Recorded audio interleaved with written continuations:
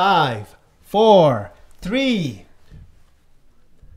Hello friends, my name is David Ng and welcome to the David Ng Show. Today we're going to speak with top agent Miss Millie Tan from PropNext. Hi Millie! Hi David! How are you doing today? Awesome! I'm really excited to have you here. I think there's a lot to go through and a lot that I can learn from this conversation.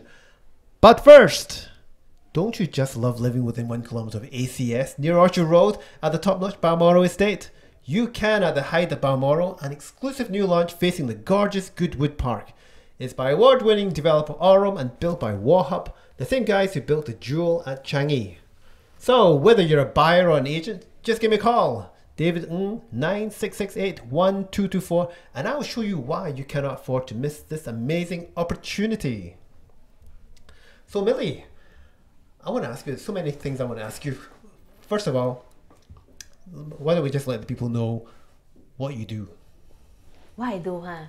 Okay, my core business is actually in Hougang and Punggol HDB. Yeah, that's where I started off a few years back. Yeah, I started off in this industrial since 2010. So, like many new agents, I was quite lost. And then yeah, so it took me quite a few years, you know, to pick it up, to identify what I really want to do, what I really want to focus, and identify what is the why behind me that motivates me to do what I want and why am I doing it. So real estate is a very wide area to go in. Yeah. So I believe you found your passion in the HDB segment. Yeah, that's where I started off. I came from a very, I started working in the age of since 18 years old, and after working so many years in corporate life, you know, it was until 2009, 2010, I started to, hey, enough is enough, because I really tired of corporate politics as well as routine jobs. So how many years were you doing the corporates? Actually, I started off from a customer service background. I was a librarian. Can you believe it? Librarian? Yes, I was a librarian working in the National Library Board. That was where I started. Then after that, I went into .com, where the .com burst.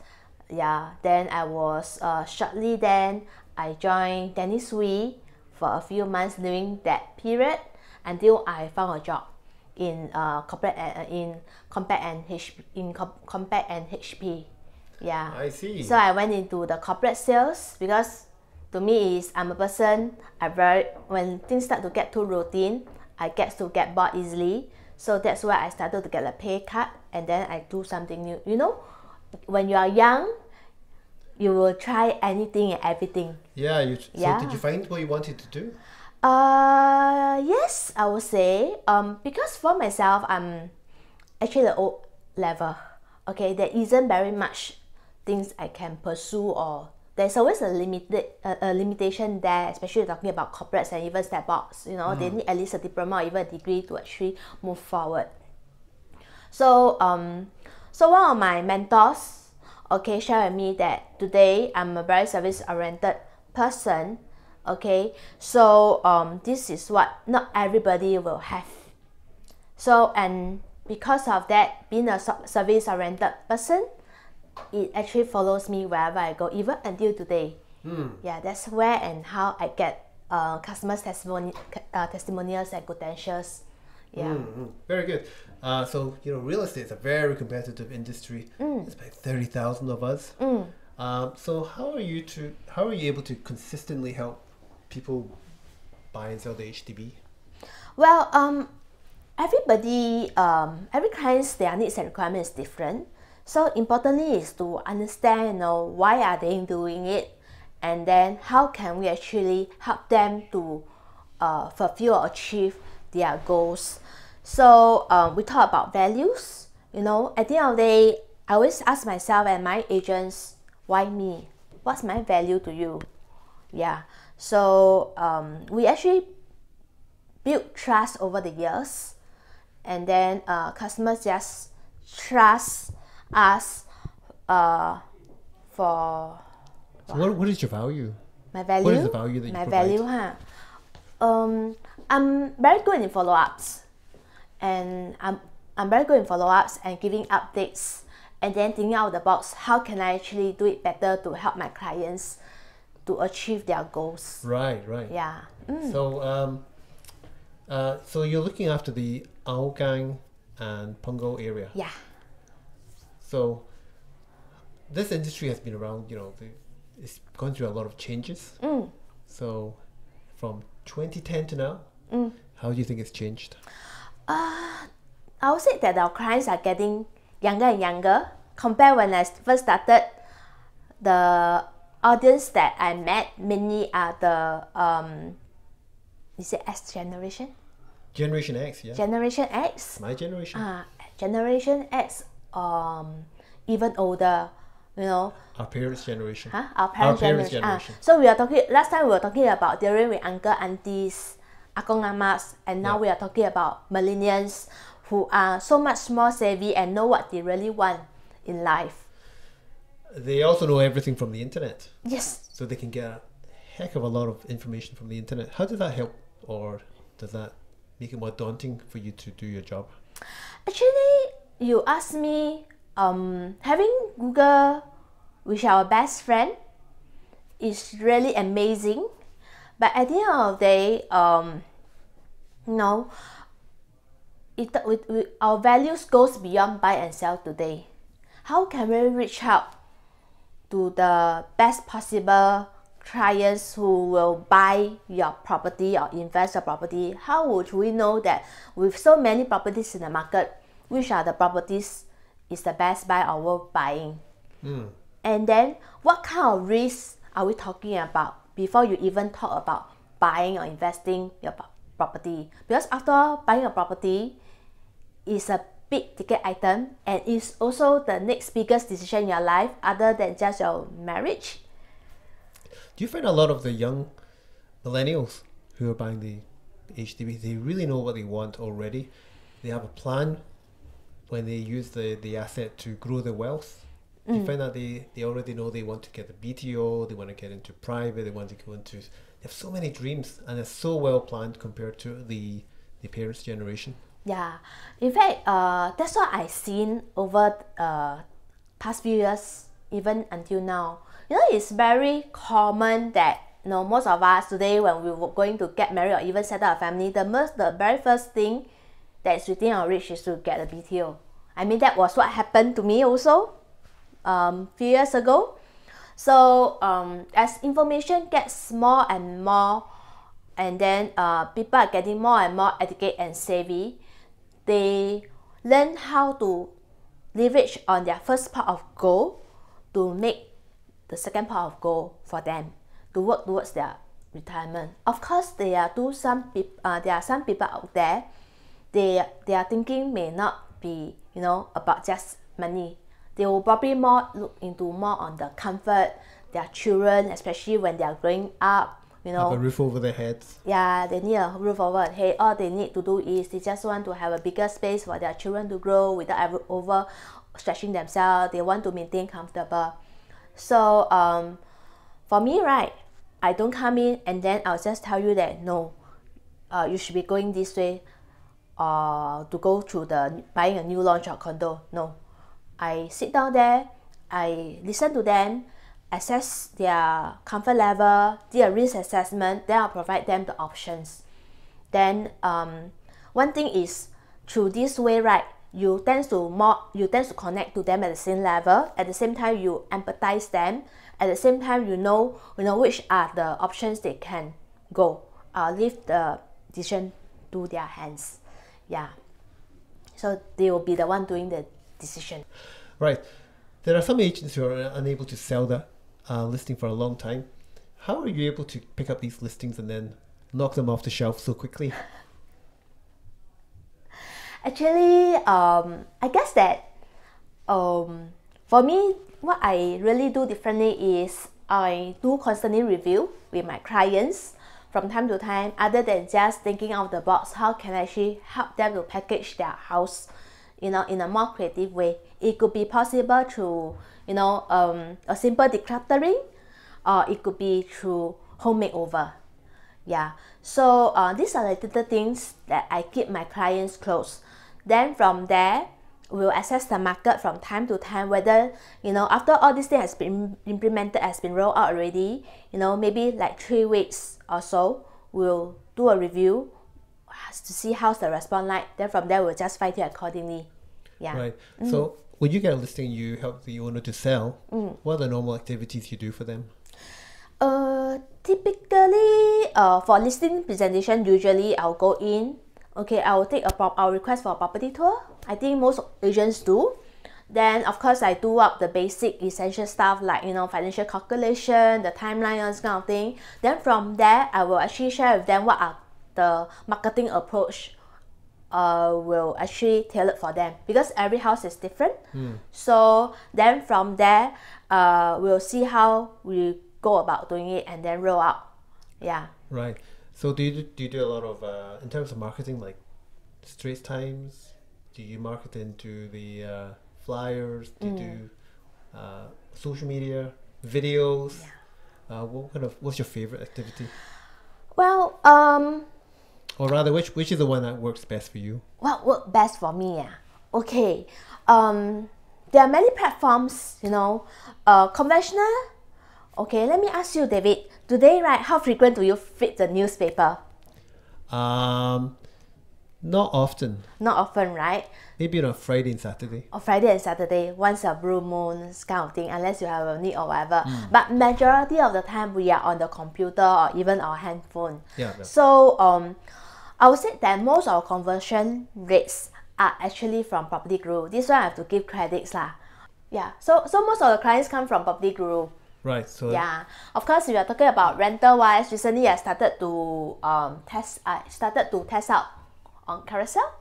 Amazing that it works also for rental. Interesting. Yeah, I was shocked too. Interesting. That's an up and coming portal. Yeah, I would think so. Yeah. I think after hearing this, many people will give it a try. I mean, it's free, right? For now. Yeah, for now. Yeah, unless you want to go for the enhanced features, all this kind of thing. Yeah. Okay. Now, your first year in real estate. How was that? Okay. I joined real estate mainly because I thought I would like to semi-retire. Okay. Mainly because money was not the main driven force for me. Okay. So unfortunately, it doesn't turn out to be a bed of roses. Okay. Being a property idiot like me then, when I first joined into the real estate, I didn't even know there are so many property categorization, namely like District 1, District 2, District 9, District 10, etc. And I sat through, I attended Jester course conducted by Kevin Fong, Bobby, CJ and Dominic. And with the cooling measures from the government then, in the year of 2010, I was totally overwhelmed. Especially when I talk about figures. It really scared me off. So many times I tried, I wanted to give up. So because it was too overwhelming?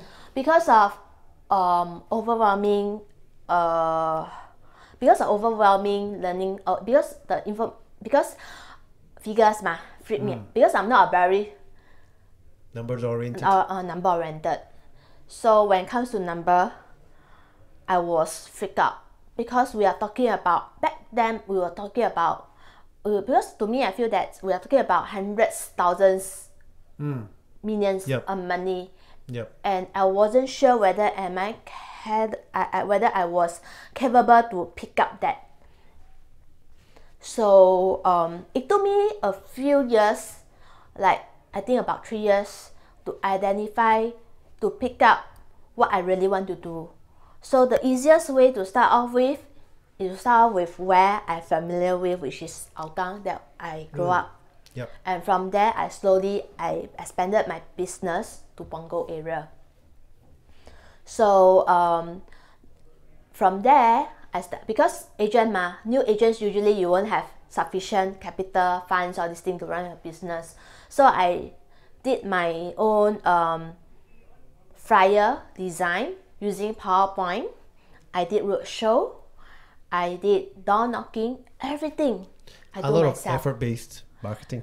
Sorry. A lot of effort-based marketing. Yes, a lot of base marketing. Even today, I believe that these are the fundamentals that every agent, should do.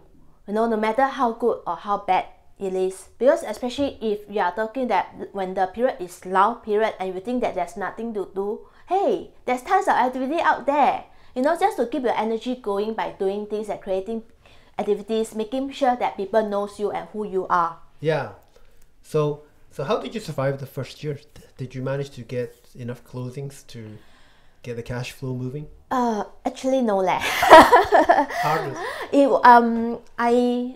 I started off with 30,000 savings. I thought that was quite a lot of money. It always sounds like a lot until it really Yeah. until you actually hit the rubber. Yeah. Hit the road, then you know that it starts to burn very quickly. Yeah. So it's like then I started I look at my savings, it start to run out, I will start to feel very kanchung about it. Sleepless nights. Sweaty. Not too bad. Anxious. Not too bad because I still have my hubby to help me a little bit. But at the end of the day, I feel that as a modern independent woman today, it's still better to spend on money. Okay. Yeah. But at which point was it in the first year, or did you manage to make enough? Did you manage to close enough to roll on to the next year? Actually, if I'm going to look back, I didn't really do many. I didn't really did a lot that time. So it's only probably towards end of the first year or maybe second year where I've closed my first private property in Park Emily. Right. And that was a divorce case. Oh, so sad to hear. Yeah. Oh, that's one of the saddest things to hear when you do it as a property agent. I think you have to do it, but it's such a sad thing to. I think it's a bit scary, especially you are talking about new agent where you haven't even touched the basic easy stuff, straightforward stuff, and you're talking about complicated stuff like divorce cases. Yeah. So but that was quite fun. I managed to reach out both the owners. Right. And then I closed it. So from there you managed to make enough contact and enough leads and to start closing more deals? Actually no leh. Not really. It was only on the third year onwards where I start to focus on what I really want to do in Hougang area. Because many of us, and myself, right, most my people near me, my surrounding me, those friends, most of them are property agents. Yeah. So property agents, friends, and myself, we tend to have common friends, right? Right. Who are not property agents. And they go to them? And I was thinking that, what's my value? All kind of thing. So I wasn't confident to talk about property. I see. Yeah. So it's throughout, after a while, people start to know that I'm in this business. People start to approach me to help them with the sale of the property. And then that was one of the, and the best is my first HDB was also one of my most challenges unit that I sold so far. So what happened there? Okay, the unit was managed by the other agent.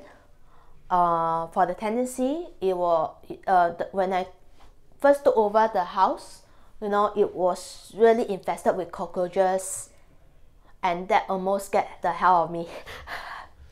So, and then the unit was actually the renovation wise was pretty outdated. That was easily 30 years ago, and the unit was really odd shape. Old and dirty. And it was facing a busy road where the bus stop is just right in front. So noisy. Yeah. And plus the unit got afternoon sun. Okay. Yeah. Challenging. So it's really very challenging. So I took a step back and I think on the box, and then I market it like a ID. So I paint a dream to my future buyers how can they actually make use of the space using artist impression. Oh, so you got an ID to help you create. Actually, that time I was quite lucky, so I managed to get some intern to help me out with the visual. I just convey to them what I want because I'm a very visual person and I love colors. Yeah, so I just incorporate what I have. I just convey what I want to this intern, and then she just do up for me.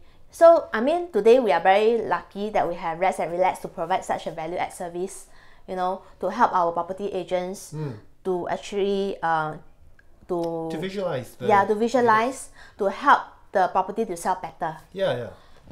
So you did all that. Yes. You cleaned it up. Yes, I cleaned it up. Threw everything out. Yes. You painted the place. No, I didn't paint the place because the unit was already, the paint was actually in a quite good condition that isn't need to do so. What I did was I empty out the whole place. That time this what SFR, which stand for the Singapore Furniture Rental Company, right? They were not really out in the market yet. So I just bare the unit. I threw everything. I just get the town council in to help me to clear to clear everything. Yeah, and then I ask them to help me to clean up the place. Right, and how long did it take you to sell? Because the location wise was near to the MRT station, about 5 to 8 minutes walk away, sheltered. So I got many viewers then, about 20 over viewers over the period of 2 months, and eventually I get it sold within 3 months at the market rate. At market rate. To Singapore, to Chinese also. So that was your first first sale, proper sale. Yes. Congratulations. So what can we learn for new RES to do to survive the first year? You will ask me is a lot of agents today, it was like unlike like the times when we first started. Back then there were not many trainings involved, while today we have so many trainings, you know, for you to choose. So ultimately, right, a lot of agents today, they can attend many courses, but at the end of the day, they may not be able to grasp the gist or the key concepts out of it and apply. So they will just keep attending courses and courses which thought that they are still lacking off of something, whereby, you know, the first thing to get it started is to just go and do it. Just go out and go and do it. Yeah. Okay, but for 3 years you were lost, and you were just drifting about. Yeah. Why did you quit? Why did I quit? Yeah. Why didn't you quit? Okay, I would love to quit. Until you get the money, right? No, actually, giving up is very easy. It's very easy. You ask me. But the problem, the thing that hold me back, why I don't quit, is because today I'm just O level. If I'm not doing this, what else can I do? I do not want to go back to corporate life. I don't want to go back and then work for other people. So the only way to do it is to grind through my teeth and then just go through and dash through the storms. Perseverance. Yeah, perseverance. So it's only like, you know, remember just now I was sharing with you that it was only the third year. Yeah. You know, I started to focus what I wanted to do. Still, that is not enough. It was only like 2 years later, okay, I discovered why I need to do all these things.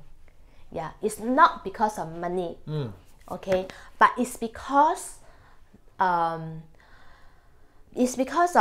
you know, you want to achieve certain goal. I have never been a strong believer of goal setting until I achieve it, because that's. Are you still? Yes. Do you still believe in goal setting? I still believe in goal setting. But you didn't believe it then. Never a strong believer of goal setting until I realize I achieved it. Okay, when I look back, I realize what's different, because you never believe in your goal, and when you never believe in your goal, how would you ever even put up your first step and your heart to do it and make sure it happen? Yeah. Yeah. So I achieved my very first goal in the year of 2017. Which was? I paid for the entire trip. I bring along my hubby. We went to Iceland. Iceland. Oh, interesting. Yeah. Then subsequently, at the year of 2018, after I came back to Prognets, PNG, okay, I saw my HDB in 1 hour at record price. In 1 hour? In 1 hour record price, 700K for 5 room in Punggol. Not bad. Okay, and I embarked on my asset progression, and I paid using cash to pay for my new condo, which is a new launch. Where was it? Where is it? It was in Riverfront. What did you buy? What did I buy? I bought the 3-bedroom premium in Riverfront. Wow. Yeah, which is the lowest entry, and then per square foot. Yeah. And you paid for it in cash? And I pay cash. That's impressive. Which I never thought I would be able to do it also. Yeah. But I know that through all this experience is, so long you believe it and you really want it, you'll find means and ways to do it. Okay, that's interesting. Well, congratulations on that. So, 3 years, so it's only 2017 then you realized you were going to do very well because of PNG. All right, Millie, I'm going to ask you the $1 million question. How do you get your leads? I started off with cold leads. That was when you find me doing a lot of prospecting through roadshow, door knocking, etc.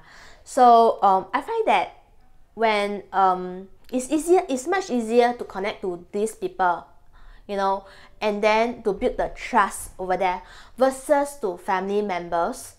Yeah, no doubt that is trust, but you know, families, they tend to find that, hey, because we are relative or whatever, you know, you should give me some discount or this kind of thing. They'll give you, instead of giving you 2% commission, they say, oh, give me 1.5, give me 1, give me less. You know, something like that. So I work my way out with my colleagues. From there, I built my reputation with all my testimonials kind of thing until today. So that is where, you know, I can convey the message to people who know me that, hey, today why are you engaging my services? Because I'm a profession. So when you meet a lot of people, do you give them flyers? Is that how they recognize you? When back then, before the digital marketing, everything comes to the picture, we do a lot of groundwork, like flyers, all these things, and then roadshow, all these things. In fact, you don't be surprised that I still have customers who have met me, you know, years ago, 1 year, 2 years, 3 years later, they even call me back, say, hello, Millie or Miss Tan, can you remember me? We met at, you know, these places, blah, blah, blah, blah, blah. Yeah. Okay, and they have something to sell. Yeah, it could be a rental or it could be something to sell. I feel that it's really very heartwarming to connect to these people, because when you are at the roadshow, people approach you because most of people, they walk past, they will just kepo, hey, what is this all about, blah blah blah, all that kind of stuff. Right. Yeah. I think you have the personality for the roadshow and meeting people. I think because of your bubbly personality, you can connect with people a lot quicker than somebody like me, for example. Me, not so easy. I speak with an accent. Actually, not really. Not really. I find even my new agent today, I always encourage them to go for a roadshow and door knocking. You know, some of my agents, they did really very well in connecting during the roadshow, because one thing is people can feel your energy. They can feel your excitement. They can see your face, whether are you handsome, are you cute, all this kind of thing. Then from there, you will connect you, because people, they like to buy things from people they like, ma. So handsome and cute is very important. Cuter The better. Cuter the better, or more handsome the better, or you know, approachable is better, this kind of thing. Yeah, I'm sure there's certain part of you that attracts people. Yeah. I'm sure there is. I hope. So now you did that. Then that was roadshows and flyers. Now are you doing Facebook ads? Yes, I do. Emailers, Facebook. How effective is that? If you were to ask me, in terms of digital marketing, Facebook marketing is more for creating branding. You select the target, the audience list, who you want to target to, what interest you want to target to, which location you want to target to, and then it's a long term game. It's not about today you go in and then you see after a few weeks, or maybe 1 month, 2 months later, you don't see result. No, it's not that way. If you do not have the kind of funds, you know, for such investment, then my suggestion is to go back to the fundamentals, which is conventional marketing, such as, again, we are talking about roadshow, all these things. Right. So can I ask you, how much do you spend on Facebook advertising? Wow. I spend about 2,000 to 3,000 per month. Yeah. So I'm still fine-tuning it. Do you do that yourself? Yeah, I do that myself. I'm very much on a hands-on person. I love to find how to do it. All right, Millie.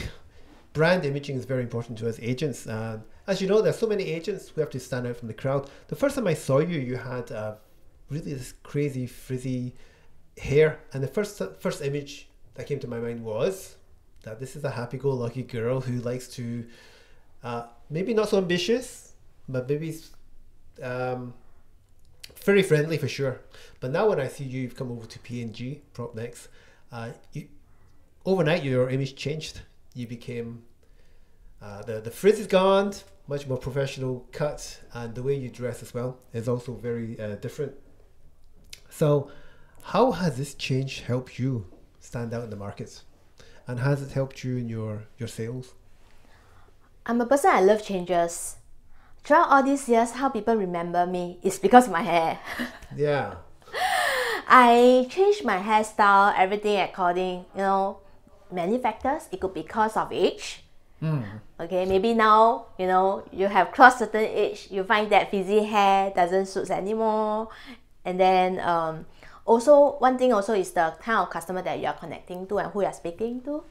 Yeah, when I started off then, you know, my target audience then were uncle and aunties. Yep. And akong and amas. Compared to now, I'm talking to a younger age who are millennials, which are as young as you and I, or even younger. I'm not millennial. I'm a Gen X. I say that millennials, or you know, who are as young as us, ma. Okay. Right? Good. Okay. I get it. I got it. Okay, so you want to repeat? I'm slow. Nope. Just keep going. Okay. Yeah. Okay. So it has helped you. Yeah, because today as the audience change, and then especially you are talking about recruitment, you need to up yourself, right? Up your level and up your game, and first impression count. Usually people, you know, they will, it's just like you go online shopping, you like, maybe this clothes is very nice, or perhaps this car is very nice, so just add to the cart, right? Yeah, this is what I mean. Packaging is everything. It's very important. Okay. Yeah. So, well, I think it works. I think it definitely helps to people to have that particular image, instantly connect and give you that particular rapport. Now, I want to talk about stagnation, right? New RES will zoom up to a certain level. Old agents also zoom up to a certain level. And there's something called stagnation. And stagnation that can happen to anybody. Yeah, it's very scary. Yeah. So how did you go from doing okay to doing very well? How did you break through the stagnation barrier? I embrace changes. I'm not afraid to try new things. And then I consistently look for new motivations to push me further, to make it better, and I love challenges. So so you were to ask me itself, right? Each time I can only feel myself getting more and more better and stronger. And in order to break stagnation is to keep moving and keep doing. Right. So what are the latest innovation things you're doing? Well, today I've been recently I've seen quite interesting Instagram. You're in Instagram? Yes, I'm in this Instagram. Okay. Last time perhaps not so, but recently it's been picking up. Right. I have an account. Yeah, I've never used it. Oh really? It's really quite interesting. Yeah, especially now you look at those other countries, especially looking about US market, all this kind of thing. It's really very amazing. And then to see how they actually present their properties, all this kind of thing. So recently I saw this, I was drawn by this IG videos, and then hey, wow, what is this 3D, pictures flying, the sliding show, so on kind of thing, showing the properties listing on something which is so clean and professional. Right. So curiosity and I love ideas that really drive me crazy. So I went to go and Google, find out how to go about all this kind of thing. So the Instagram algorithm managed to pull you into the net. Yeah. So you just go to IG and then look for "Hello Millie Tan." Yeah. And So there you see me. do you think Facebook is on the decline for us No, not really. Not really. amongst the millennials, the younger generation? Actually, not really. If you ask me, Facebook is just a platform for connection. But to be honest, you really have to take a step forward to connect to people through face-to-face and through over the phone call. Why? Because when you are face-to-face, you are able to see the body language, and you are able to actually do the eye connection. Right. Yeah. Then through the phone call, you will be able to feel and hear the voice tonality as well. So you were to ask me, is that right? Today, many of us, we are like heads over to the phone looking, there's no personal touch there. You cannot convey the message, through the tonality, through WhatsApp or whatever so-called. So sometimes it really helps to actually pick up the phone call to make that call. Yeah. I see. So now I want to go into the area of team building. Right. I'm very interested in team building. I think it's a very exciting place to play, and it's a new kind of part of the career to go up as an agent and start helping other people to do well. Tell me about your team. My team. How many do you have? Today I have 13 of them. Okay, I started off with just one.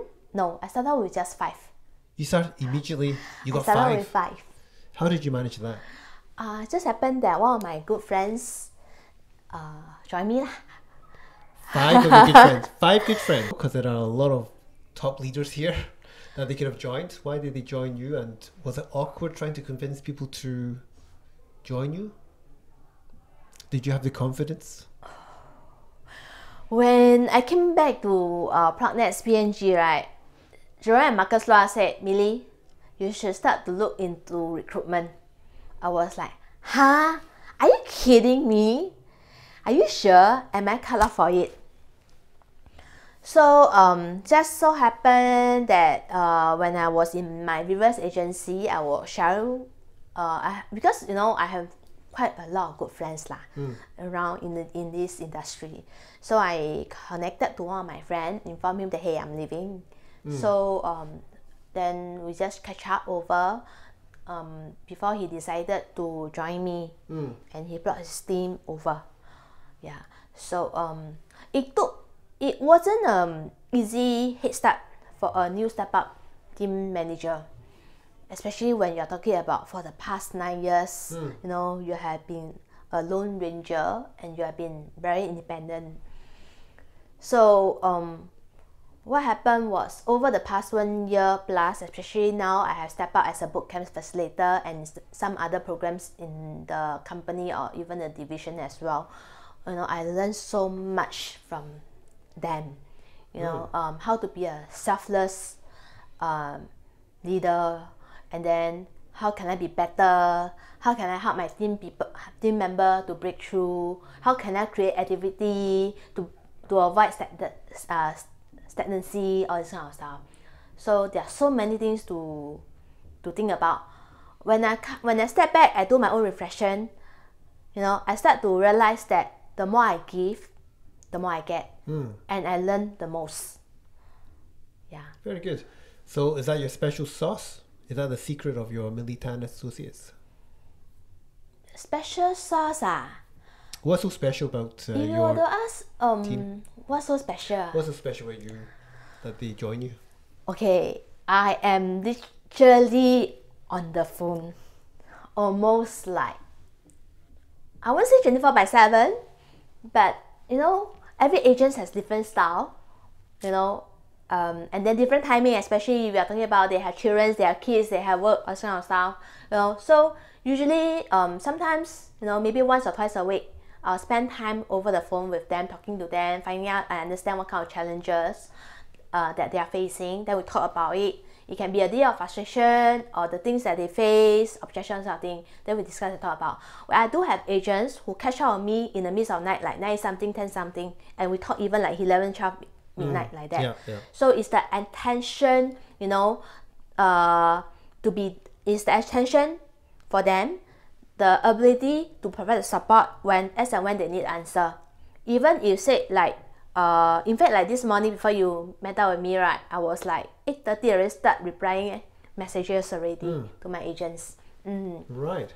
So what's the best thing about team building? What's the best thing for you? The best thing is I feel really very fantastic, especially when I see my team growing. It may not be overnight, but when I see each time they having their own minor breakthrough, I really feel very happy for them. It can be a small little closing, or they have overcome an objection or this kind of thing, which I think is very good, because I'm very blessed that I have really good team. The agents in my I really have good people in my team. They are really self-motivated and auto gear. So my job is to help to push them a little bit, so that they are to prevent them to get into stagnation. Do you join them when they go on their activities? Yes, I do. You will see me sometimes. You will see me in the road show with them, giving them some moral support. You will see me doing door knocking with them also. So yeah, I think it's very important. At least they don't feel alone. Okay, so that's the best thing. So what's the worst thing by team building? The worst thing is it can be very time consuming, because we all have families. We have our own sales to do. So we need to balance our life lah, But of course, no matter how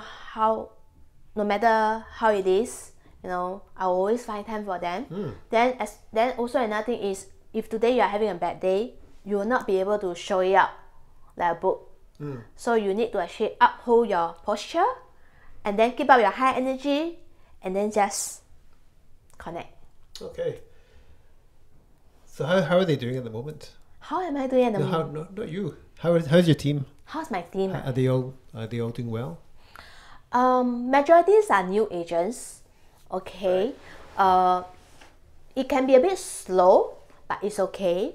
I do have one agent who is Mindy, who has achieved her first platinum within 3 months when she came on board. Brand new agent? Yes, she's a brand new agent. That's fantastic. Yeah. That's like everybody's dream. Oh, yes, it is. She must be happy. She is. Yeah. So how do you make sure that everybody in your team is making money? Okay. Okay, how I make sure my teams are making money? Number one, it boils down to what they want. Their why is very important. Because once they have the why, they will be able to self-motivate, and then they will be auto-gear and push themselves. After all, today we are running our own business, am I right? Of course.